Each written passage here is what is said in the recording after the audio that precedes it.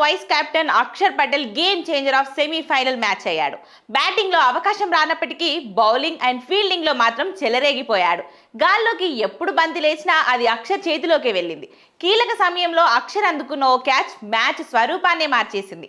ICC T20 world cup 2026 సెమీఫైనల్లో Bharat England మధ్య హోరాహోరీ పోరు జరిగింది. ఇంగ్లాండ్ బ్యాటింగ్ సమయంలో అక్షర్ పటేల్ అందుకున్న క్యాచ్లు భారత విషయంలో కీలక పాత్ర పోషించాయి. హార్దిక్ పాండ్యా బౌలింగ్ లో ఫిలిప్ సాల్ట్ గాల్లో లేపిన బంతిని అక్షర్ అద్భుతంగా అందుకున్నాడు. అలాగే బూమ్రా వేసిన బంతిని గాల్లోకి లేపగా అక్షర్ పటేల్ చాలా దూరం పరిగెత్తి డైవ్ చేసి మరీ క్యాచ్ అందుకున్నాడు. దాంతో రెండో వికెట్ క్యాచ్ కూడా అక్షర్ పటేలే అందుకున్నాడు. ఈ క్యాచ్ పట్టుకోవడంతో భారత అభిమానులతో పాటు ప్లేయర్లు కూడా పార్టీ మోడ్లోకి వెళ్లిపోయారు. ఇక కీలక సమయంలో మ్యాచ్ 14వ ఓవర్లో విల్ జాక్ సిక్సర్ గా మలచాలని అనుకున్న బంతిని బౌండరీ లైన్ వద్ద అందుకొని ఆ వెంటనే శివం దుబే చేతిలోకి విసిరేశాడు.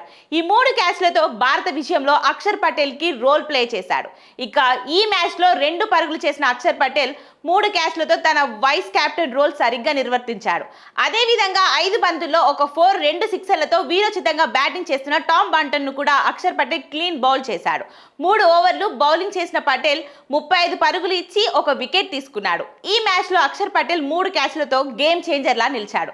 భారత్ 7 వికెట్ల నష్టానికి 253 పరుగులు చేయగా ఇంగ్లాండ్ 7 వికెట్ల నష్టానికి 246 పరుగులు చేసింది. దాంతో టీమిండియా 7 పరుగుల తేడాతో విజయం సాధించి ఫైనల్స్ బరిలోకి అడుగుపెట్టింది.